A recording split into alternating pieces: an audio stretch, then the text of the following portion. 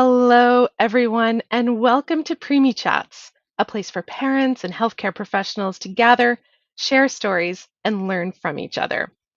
My name is Jenna Morton. I'm one of three co hosts who present this weekly series on behalf of the Canadian Premature Babies Foundation. I am a career broadcast journalist, mom to three NICU grads, including preemie twins who were born at 32 weeks and are now 12 years old. I live and work in Mi'kma'ki, and today I am broadcasting to you from Cape Breton, Nova Scotia. Well, Preemie Chats is the creation of the Canadian Premature Babies Foundation. The foundation is a parent-led charity that helps families during and after their NICU time through education, support, and advocacy. I hope that you will take some time and visit the website, canadianpreemies.org. You can see it there on your screen. On the website, you will find all kinds of resources, links to our previous preemie chats, links to today's discussion when we're finished. You'll find our parent handbook, all kinds of great resources. Most importantly, you will be connected with a community of parents and professionals who are working together to help our children thrive. Well, we would love to know where you are joining us from today and what brings you to the discussion. So please take a moment in the comments, let me know where you're watching from and whether you are a preemie parent, a grown preemie, someone in healthcare, someone in education, whatever brings you to us today, we would love to know in the comments. And as we go through today's discussion, feel free as well to ask questions in the comments, to share your own stories, and we'll do our best to engage throughout today's discussion. Well, I am so excited for today, and I think that you will be too. I think it's going to be so enlightening for so many of us. I know just the brief interaction I've had with our guest today has already shifted my mindset about a lot of things, so I hope it will do the same for many people today. Today, we're going to talk about some of the small steps we can all take to better improve our communication with nonverbal children.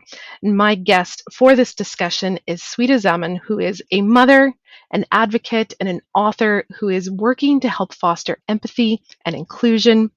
Her parenting journey has led her to become a champion for ending stigma around Down syndrome and for teaching all children and maybe a few adults basic sign language as we learn other forms of communication. So I am thrilled to welcome Sweeta to Preemie Chats. Hello. Hi, how are you? Thanks for having me. Oh, I am thrilled to have you joining us and to have this discussion today. Like I said, the little bit that we've had a chance to talk already, I feel I've learned so much, and so I'm so Oh, excited I'm to so happy. bring this to others. So before we kind of dive into all that nitty-gritty detail we're Yes, going to talk about nonverbal communication and what we can all do, I would love if you just start by sharing a little bit about your story and about your son. of course. So I got pregnant at 39, and it was a tough journey because as you age, it's harder to get pregnant. And when we did, I was so curious to find out the gender. At 10 weeks, I did a harmony test, and they told me that it was like 98%. That my son's going to have Down syndrome. So my husband and I, we knew nothing about Down syndrome, but we accepted this because we're like, you know what, it's God's blessing.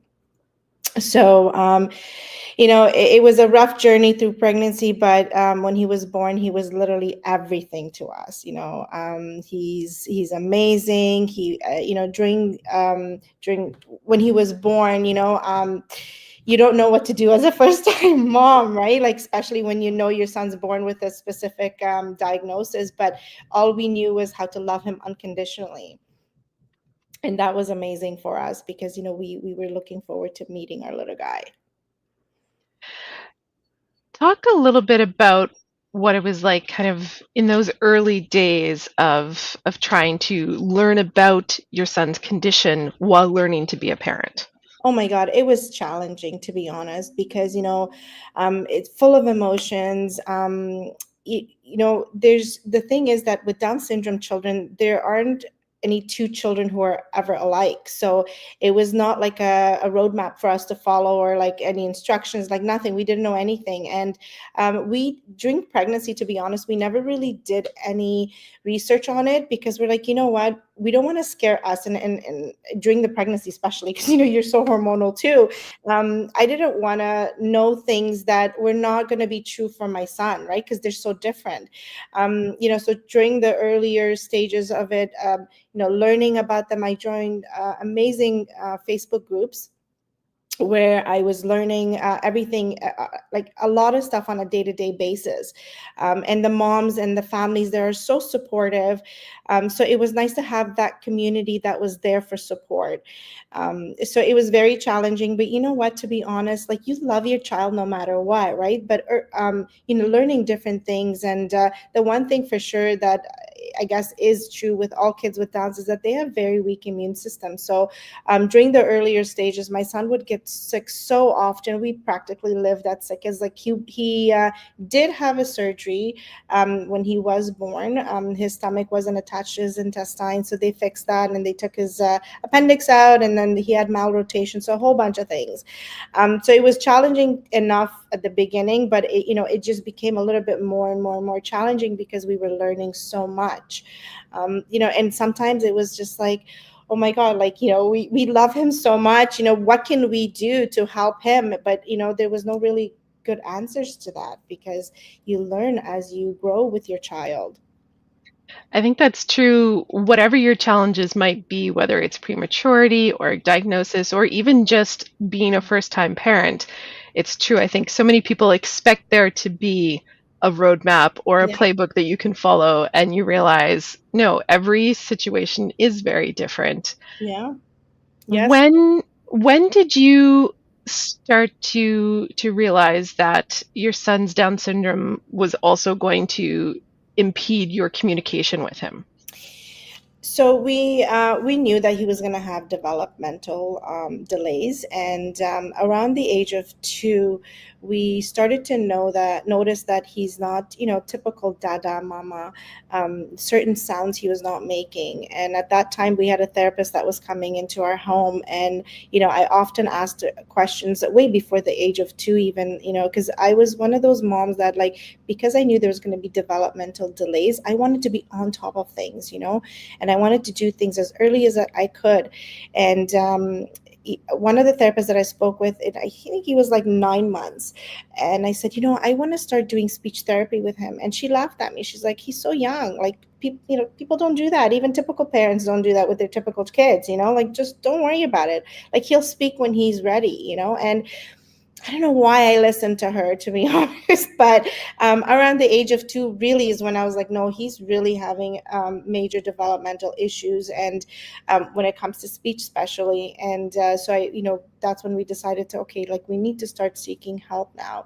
And one of the suggestions to us was that, what, start teaching him basic sign language, because that would be the best way of communicating with him if he's nonverbal.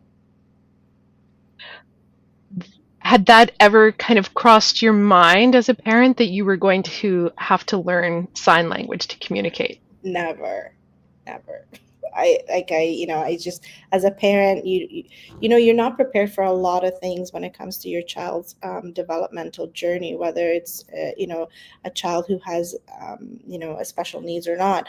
So when it came to be, especially a first time mom, like, it never did. There was always hope inside of me that he is gonna talk one day, but and then you face your challenges, and you just have to kind of deal with it. And I think that you've done that in a very empowering way, and a very, it's not well, I mean, you're doing this, talking about it with us, but I know you've done a lot of other work as well. And I'm wondering though if you can kind of share a little bit about how you were feeling as a person, as a parent, when you realized you did need sign language to communicate and you didn't know it. I, I, I have my thoughts as to what that must have felt like, but I'd Oh love to my hear you God, talk a bit yeah. about it. It's again, it's there's certain things you're just not prepared for, and that was definitely one of them. And being a first time mom already is so hard, because you have to learn so many different things, and not freak out at everything, right? So learning basic sign language for me was, I mean, I didn't mind it because I knew I had to do it, but at the same time, I felt like, unfair a little bit, and I felt like, why do I have to do it, and not because I didn't want to. It was just I just felt like unfair, and I just felt hurt, and it was just something that I was not prepared for. And because I always wished my child can talk. I always thought in my head that he's going to talk. So it was definitely challenging for me to do that. But I'm glad that I did, and I see the importance of it on the bright side. And this is something that I will definitely encourage other parents to do as well, regardless of whether they need to or they don't. It has a huge impact on children. I think it's so important for other parents and other healthcare professionals and just people in general to hear you say that, that feeling that, oh, it's not that I don't want to do the work, but why do I have to? Right. And the first time we talked, when we were talking about this, the thought that came to my head was, man, why don't we already have this skill? And I know that's something that's become very important to you in encouraging other people to learn sign language and to teach basic sign language to children as they're developing, whether they're verbal or not. Oh, yes. It's very important, and one of the conversations that we had was that growing up, we knew that there were children with special needs, but we were never around them. And our parents never taught us anything. Our teachers didn't teach us anything. We were never allowed to like volunteer with them or know anything about them. So it was never taught to us. And the importance of communication. So, I really encourage our caregivers, parents, and teachers that, our educators, that it is so important that you implement this, that there are different ways of communicating with children. And children are smart. There's like sponges. They'll pick it up, and it will help children like my son feel included and less isolated. And I feel like, we're not taught the importance of it, and I don't know how much I can emphasize on that it is so important that in today's day and age. I'm so grateful actually to say that we live in a world of more acceptance and inclusion with our children. I know back then it wasn't as much, but now we have resources available to us to teach our children. Well, and one of the resources that we have in this moment is you. Uh, And I know we've talked about this. Part of the importance of doing having conversations like this in a public online way is to help break down these barriers and demystify things and show people that it's not that hard to learn basic sign language. it's not. And to do that, I would love if you could show me maybe a few quick signs that you think people should know to be able to communicate with, whether it's children or adults that they come in contact with. Yeah, of course, no problem. So I can you see me properly? I can see your hands, and I tested earlier. I can see where mine Okay, are. So awesome. Okay. So, the basic ones are like, there's two ways of saying really hello in sign language. One is this and one is this. I think sorry is very important. Sorry is very important because, kids often, they do silly things, and we have to teach them etiquettes as well as like sign language, right? So like sorry, like, sorry, rubbing your chest there, right? yeah, so like you're kind of like doing like this. You hold your hand in a fist and like you A make little a circle. circular motion. Yes. Or thank you. This is thank you. Please is the same way as sorry. It's just that you have your hands flat on your chest and you kind of go in a circular motion. I think that's very important. One of the main things for me is play, because my child, I had to teach him how to sign language play, because he loves to play. So this is play, like you hold your hand like this and you Okay. hold it towards you, and you kind of just like, it's like Like, ringing a bell. Like a oh, fun. yeah, it's like let's play. I feel like that's very important. In emotions, like so sad. You just hold your index finger and you go sad. Or happy, like you could do happy. So you could do with one hand or two hands, whichever is easier for your child or for you. It's kind of just waving it, it's like I'm happy, but you got to make the face, Ah, like happy. I love Well done is another one. Thumbs up, and you kind of just go, up and that. down. Well done. Those are, I believe, very, very important. And they're basic, and they're so easy to learn. Well, and those are very fundamental words that you want your children to have, like you say, Yes. when you send them out onto the playground with others. And I wanted to take a moment to acknowledge too that in an effort to help other people learn signs and to accept them, you've actually written a little book about your son. Yes, I did. So it's inspired by my son for sure. But before I tell you, I do want to, say, just talk about the importance of sign language itself and the reason behind my book. I believe that sign language is not just about a gesture, it teaches children about inclusion. It helps build the emotional, social connection and cognitive development for nonverbal children, right? I think that the best way that I can say this is that it's like literally empowering for children of nonverbal if other kids or other people knew how to communicate with them so they don't feel isolated. So in saying that,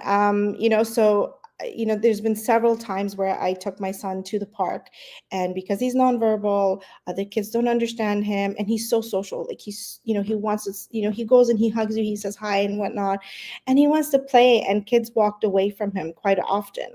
And as heartbreaking as it was for me watching that as a parent, I felt like it was also an opportunity and for me to, come up with a fun way to teach kids basic sign language. So then this way, they could, like you said earlier, break the communication barrier with children who are nonverbal, right? And it will help them feel included in any given areas that they come across other children. So that's definitely my inspiration, is my son. And I felt like it was the best way to send out a message that, hey, you know what, sign language could be fun too, and all you have to do is just, read fun books and just learn how to sign. And the I think that feedback or the response that you get from a child or somebody who's nonverbal when they understand and realize that what they're saying, it's priceless. What was your process to go through to create a book and put it out in the world in terms of how you interacted like with your family, with your own social circle about doing this? You know what, the my so very few people knew I was doing this, and those very few people were very, very excited and very supportive, and they thought that it's probably one of the best ideas because you know um, we have a very very close family and friends, and they love, and they love Elias, and they always try to support him and us in any way that they can. So in saying that, like when they knew and found out that we're doing this, they're like, you know what, this is the best way to spread your message, the best way to advocate for your son as well, and other children like my son. So it was nice. My biggest supporter, of course, is and has always been my husband. He's really encouraging, and he said, you know what, as a parent, it's our job to advocate and raise awareness for our children. If this is the way to do it, let's do it, and we did. And they love it, to be honest, they love it, and they're spreading the word in their own way as well to the people that they know. And what about Elias? Does he see him when he sees the book, does he see himself in it? Oh yeah, because you know what? It's him. So we recreated him in the book. He's the main character. And so every time he sees that book, he points to himself. He's like, "Yeah, that's me." Love that. That's me. And he loves it because when we read the book together, like as we're going, he sees the sign for play in each book. Sorry, not just play, sorry. He sees the sign language for different things in the book on every page, and he just repeats it and he models it as we're reading, which is amazing. Well, and again, that's how accessible it can be for any child to pick up these words and then be able to use them, you know, on the playground, at school.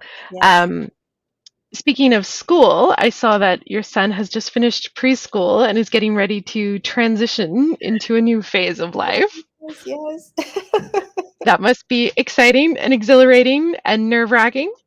Yes, it is. It absolutely is. We found an amazing school where he's going to be attending, and I was very nervous because right now he's in a daycare setting, and he is with other typical children, and they're all loving towards him, and he's a lovable child, right? Like he thinks he owns the world, and he thinks he's a celebrity. He walks and talks to everybody. So for, in terms of his confidence level, it's there. So I know he's going to thrive in his new school. But as a mom, though, these kids are a little bit older, so I don't know, how it's going to be. So I'm hoping that I can somehow reach out to the parents. I've already spoke to the principal there, and she got the book for her school that I wrote, and she said she's going to share it with all the kids, all the teachers there, and read it to them. Just so she thought it was a good idea to also teach them basic sign language, because my son's not going to be the only person there that's going to be nonverbal. So she said, you know what, it's a really good tool to use for us too. And she was very helpful and welcoming everything that I'm suggesting. And one of the suggestions was that I'm going to write like a little memoir about like Elias, that he's different, how he likes to communicate, what he likes, what are his favorite things, things like that. Because I feel like if that's shared with the school, with his school, and with his peers, then it might make the transition a little bit easier for him. Mm. I think again it's so empowering to hear parents share their stories about how they approach these kind of challenges that might come up in their life, because whether someone's child is in a similar situation that they're nonverbal, or they're heading off to school, with a feeding tube or something else that's different, Yes. any little bit that we can all share about how we're trying to help with those transitions for ourselves, for our children, for the communities they're going into, I think is just so important to have these kind of conversations. Oh, yes, it's very important. And I feel like the conversations always start at home. I'm a big believer, and I've always been, even before my son, that your children learn from you, from home. We are the first educators to our children. So whatever we teach them is what they're going to go into the world knowing. So if we teach them empathy, and we teach them inclusion, and different ways of communicating, I feel like they will be much more prepared going into the world, especially into schools, and they would know how to interact with children who are nonverbal or who are different. Thinking back to, those early years with your son and your journey, were there were there things that you wish you had known somehow? What messages do you want to have out there that hopefully someone who will find themselves in your position will stumble across this and hear you say? Yes, absolutely. I would love to share that. I feel like the first thing and the most important thing is that take everything a day at a time, because the future is so unknown regardless of the situation that you're in. And I feel like enjoying those moments with your child as they develop day to day is a lot more precious than you knowing what's happening in the future. I wish that I did spend more time in terms of allowing to enjoy those moments more with my son Elias. I did a fair share bit, but I feel like I could have more. And in fact, I was just more worried of what can I do. I kept trying to research and do things, and talk to people, where I feel like I've missed on a lot of like smaller moments with him, where he learned and he developed in his own ways, and I should have celebrated a little bit more with him. That's definitely one thing. So please celebrate every single milestone, whether it's like smiling or waving or clapping. Those things are, they're going to come in their own time, and when they do, celebrate them with them. And the other thing is definitely, like I mentioned earlier, start speech therapy from home. Like, look at videos, talk to people, do your research, and they teach you techniques, and start with that, at an earlier age than what is recommended, which is usually between the age of 2. We do have a question that Sandy has asked Of in course. the conversation. She's just looking for, I think, a little bit more of an idea of, how do you approach teaching children sign language? And I think, whether they're already communicating or you're doing it as a way to teach them a way to communicate with you, how do you implement some of this? Oh my God, through play, right? Just like, speech itself is taught to our children through play. And sign language is just another form of communication. So definitely my thing is that through play you can teach kids anything they want, anything you want, and they want to learn. They're going to do everything you ask them to by modeling, right? For example, if if your child says they want ice cream, or which my son does every single day, right? I make him I model for him on how to say it. And then I stand there and I make it fun for him. I laugh. I'm like, all right, let's do it. I want this, and he looks at me and he repeats it, right? Because I'm modeling for him and I'm making it so much fun. And I think that that's a really, really good way for children to know that what they're learning is not only beneficial for them, but it's fun. It's fun to learn. I don't, the last thing we want our kids to feel is that we're teaching them something they don't want to learn, and it's not fun and they don't know what it is. But that's definitely one way. And honestly, I have to say, Miss Rachel is like really good. She's so good. I love her show because she also teaches sign language through play. And again, that's in my opinion, is the best form of way to teach our children how to sign and communicate in different ways. I think it's so wonderful that you keep using the word play so much because I completely agree. And I think it's so important that as parents we don't step away from that and we embrace, you know, celebrating those moments, having fun, making things playful. It's not a chore. You're not learning, Yes. you're experiencing. Yes. You are this is just part of our lives. This is what Yes. we're doing. And like you say, finding those, those people outside of your house, like Miss Rachel or the original Emma from the Wiggles is Oh, another person that yes. I've watched my kids repeat her sign language moves when, she would do that along with some of her musical elements. And I think more and more, it, like you said earlier, it's easier now for people to find those experiences and examples through the internet than even 10 years ago would have been. Absolutely. Absolutely. And you know what? We live in a world of inclusion right now. And the thing that I always tell people is take advantage of that. Take advantage of that we have suddenly we have so many resources available. It's just a matter of willing to look for it, right? It's there for you. And even, YouTube and Google, that's how I learned my sign language is through Google, because if I wanted to communicate something or teach something to Ilias, I didn't know what to do. So I would go to Google how to say blah, blah, blah, and, and sign, right? And that's how I would learn. And then I just keep repeating it, repeating it. So I learn it. And then once I learned it, then I would teach it to him and model it for him. Did you ever come up against people in your circle, whether it was family or friends or, in activities or in a school setting for Ilias, where you've had to convince someone to do this with you?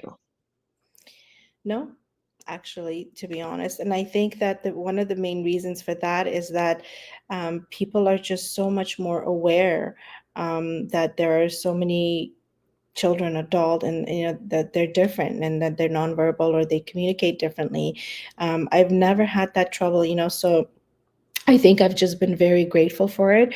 Um, so in that sense or aspect, I haven't had any challenges. I've had different challenges with my son, where there was a kid at his school last year that was bullying him. He's 3 years old, right? And now he's 4, but at that time he was 3, and I didn't know how to react to that, and it was very challenging. So instead, what I did was I spoke with the school manager and I said, listen, can I just write like a little blurb about Ilyas and why he's different and he can't communicate and stuff like that, and she said yes. give it to me, I will send it to all the parents. So it was sent in a letter form to all the parents. And then after that, all these kids started becoming friends with my son. So, like I said, there were different challenges, but when it came to, helping other parents or people around us, or whether it's friends or, people we just meet, teaching them just basics, or, also people who don't know how to sign, they do ask, like, what's your son saying? So, we would translate for them, and then we would teach them how to respond. And we've received great positive response in that. That's so heartwarming to hear that Yeah. you've faced so much inclusion and people with an empathetic approach to things. And like you say, hopefully that's a sign that society as a whole is changing that way. I'm Yeah. wondering, what other thoughts would you like to share for parents who are watching this, or grandparents or healthcare providers, who, whatever adult may be watching, that you really want them to take to heart and take away from your experience? Yeah, absolutely. Yeah, as I mentioned a little bit briefly earlier, everything starts from the home. And as a parent and as an advocate for my child, not just because he's nonverbal, but just because, he's different and he's delayed and, he's special. It starts from the home. Parents who are in a similar situation to like myself, I encourage them more to advocate for their children. I encourage them more to celebrate their children. Like, I did that from the day Elias was born. I created an Instagram account for him, and I let the entire world know he has Down syndrome. I was not shy, because I was like, I love my child just like any other child or mother loving their kid. There's nothing different about that. So if I am going to love my and respect my child, everybody else is going to see that, oh yeah, you know what, he's like a child, he's a typical child, and they won't see the difference in him, that he's nonverbal or he's delayed in development. They're going to love him and treat him the way, I want them to. And I think it starts from home. So for parents who are not in a situation like myself and who have typical children, I really encourage them that, uh, you know, teaching your kids basic sign language goes a long way for kids who are nonverbal. And as I mentioned earlier, like, it'll make them feel included and less isolated. And now that, and I'll give you an example. Some of my friends, their kids are closer to my son's age, like not so close, but like I'd say like 3 or 4 years older than him.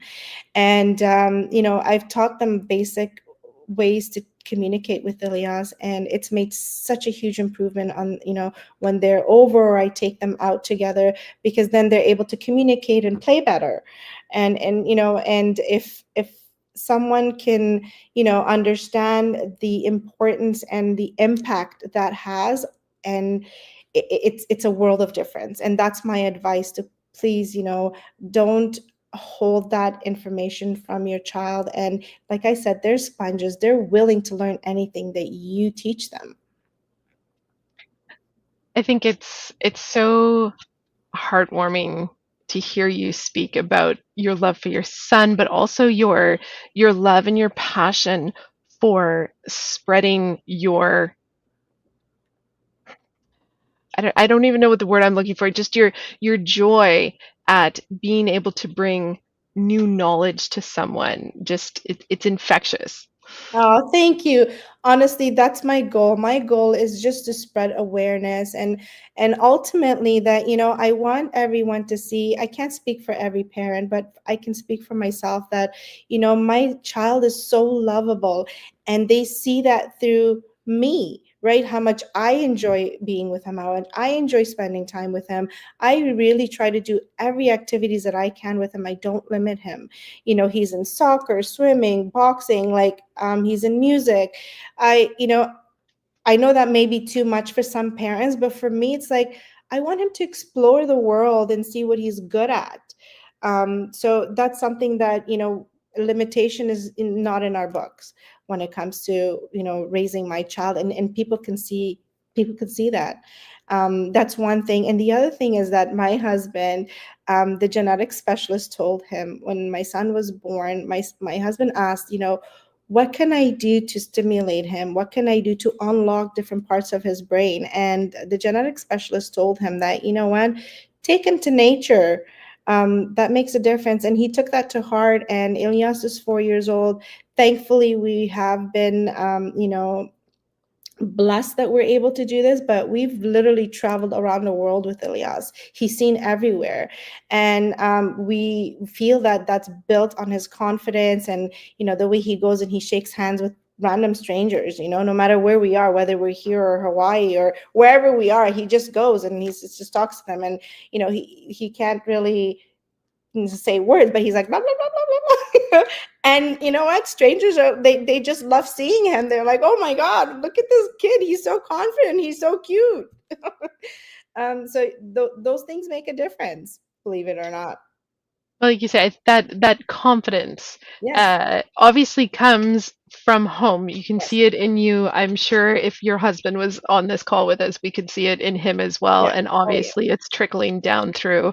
And it's such a powerful thing just to walk through life Yeah. feeling confident, not making yourself small because of something in your situation may be different than someone else. Yes. So Kids feel what thank you you for feel. sharing that. Right? Yeah, no problem. Kids truly feel what you feel. If you feel happy, they're happy. If you feel sad, that's what they harbor, right? So for us, our journey, my journey is to celebrate my son in every way that I can. Yes, of course, it's challenging. Nothing is easy.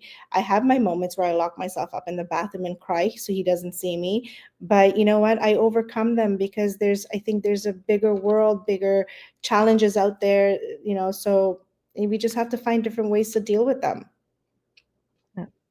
Well, I appreciate you taking the time to share some of your story with us today. Thank you. Thank you so much for having me. I mean, I hope that I've made a little bit of a difference. And and like I said, my voice is small in my mind, in comparison to what's really out there in the world. But sometimes that little voice can make a little bit of a difference in somewhere.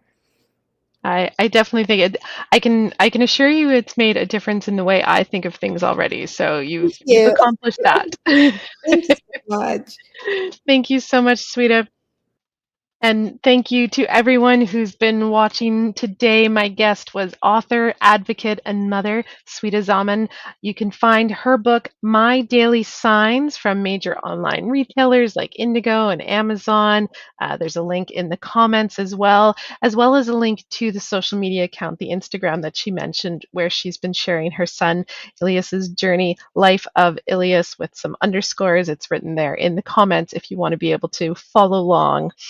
And a reminder to you that you'll be able to watch a replay of our discussion today anytime you want. You can head to our website, canadianpreemies.org. You'll find links there to our various social media channels where you'll be able to find this, as well as a version of it there on our website. You can also find all 3+ years of our previous Preemie chats there as well. And if there's someone that you know that you think would benefit from watching this, please take a moment and share it with them. It means a lot. I would like to, again, thank everyone who was taking part in the comments section. I'd like to thank our funders and our donors for this, and to remind you that the Canadian Premature Babies Foundation is a charitable organization. It is thanks to sponsors and donations that we're able to do this. If you're able to, you can find a donate button on canadianpreemies.org. Again, the most powerful thing you can do for us is to share this link and talk to people about what's going on. Of course, you can also tune in here again next Friday at 1 p.m. Eastern Time for the next edition of Preemie Chats. Until then, take care.